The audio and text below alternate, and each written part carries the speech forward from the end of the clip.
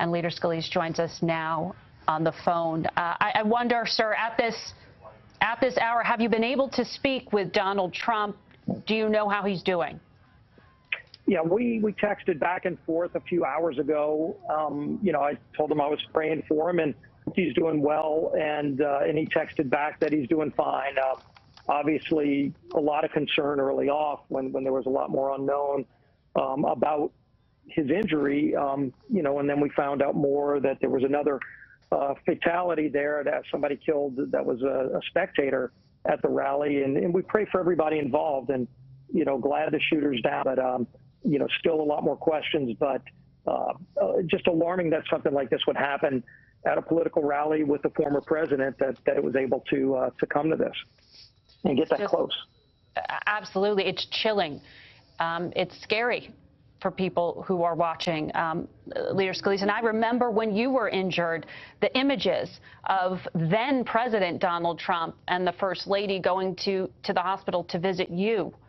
I wonder how that moment, that experience, has changed the way you experience our politics and what your message to Americans is at this hour.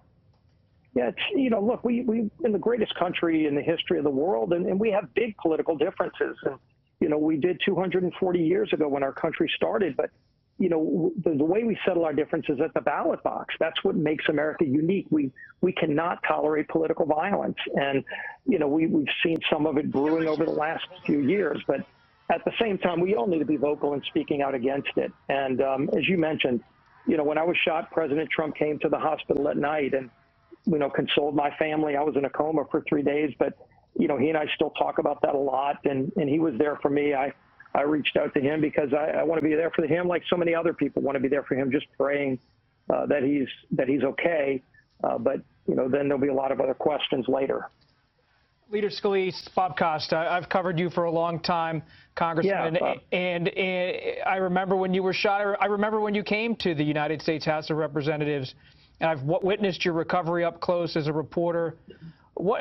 Your injuries were horrific. It has taken you a long time to recover. What is it like as a political figure, someone who was public-facing in your job, to deal with the recovery, the shock, the trauma of an incident like this? Of course, these are different incidents, but you are one of the rare people in this kind of position, a major position, who has been through an assassination attempt as well.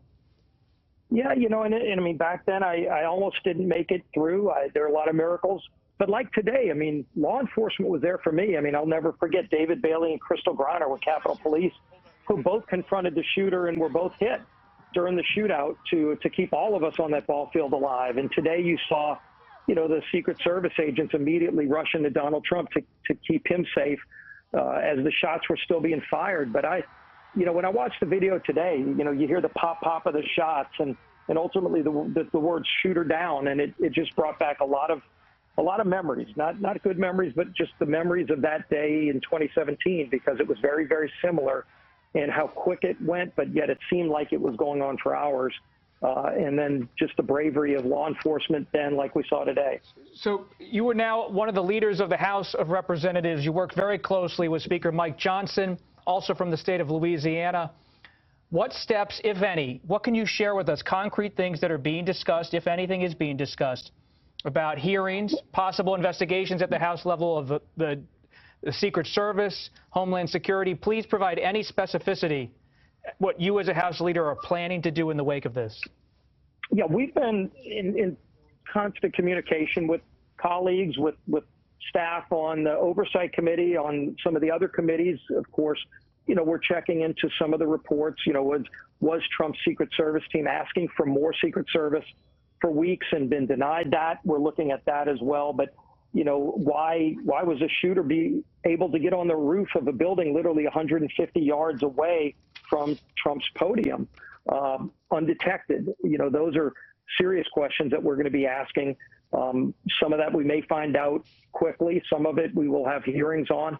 But, next week we've got the convention. A lot of additional effort was put into security at both the Republican and Democrat Party conventions this year. As needs to be the case, unfortunately, these days. But what exactly are you going to do? Do you have any plans at this point? I'm going to be in Milwaukee for the convention. I just got word from the RNC that, it appears the President Trump is going to be going forward with the schedule as was laid out.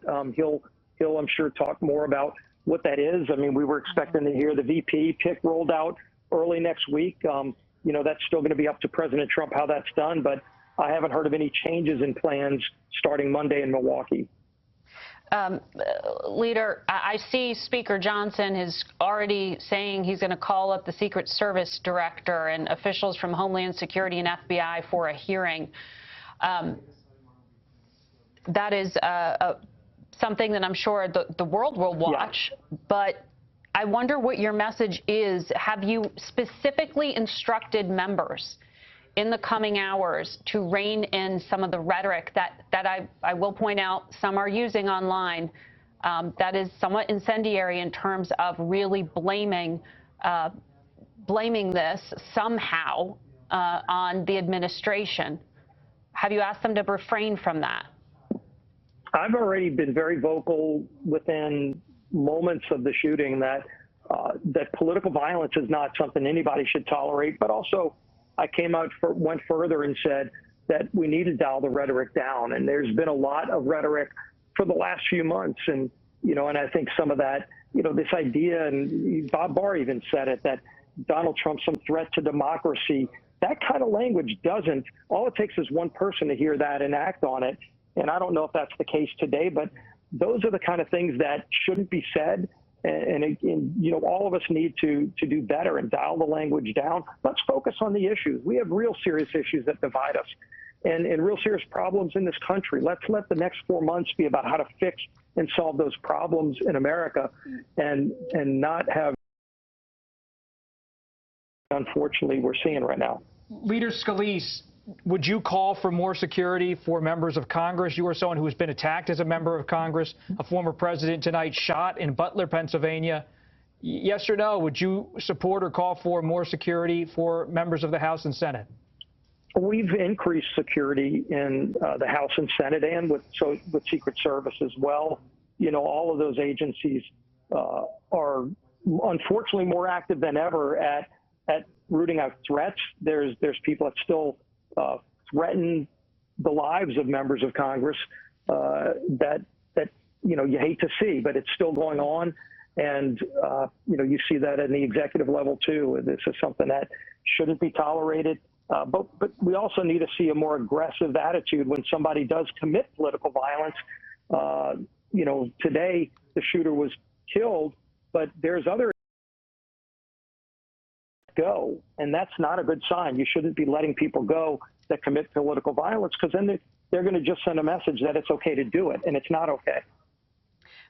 Leader Scalise, I asked you about your members because I see a tweet from the Republican congressman from Georgia, Mike Collins, who said, quote, Joe Biden sent the orders. Is there any information whatsoever to link in any way the U.S. government to what happened today? No, look, I mean, there are reports that the mainstream media had reported about some comments from Joe Biden. I'm not going to repeat them because I haven't seen the video itself, but I've seen multiple reports of it printed. And again, this is all the kind of thing that needs to stop. It needs to stop immediately. All of these things. And then, you wonder why something bad happens if somebody goes and goes over the extreme. I mean, nobody should take an extreme measure like today, but unfortunately I've seen it myself. And what happened with me was a reaction to things that were being said that shouldn't have been said then. Joe Biden's statements, I don't know if you saw his on-camera comments, were not incendiary. It was about lowering the temperature. What are you referring to? This was something from days ago. Okay. So in this moment, though, in this particular very dangerous moment, that's why I was asking you about your guidance specifically to members. So, but what I understood you saying is that no member should in any way insinuate anything without actually knowing fact first. Right. And then if the facts are confirmed, whoever's behind that should be called out for doing it and should stop doing it immediately.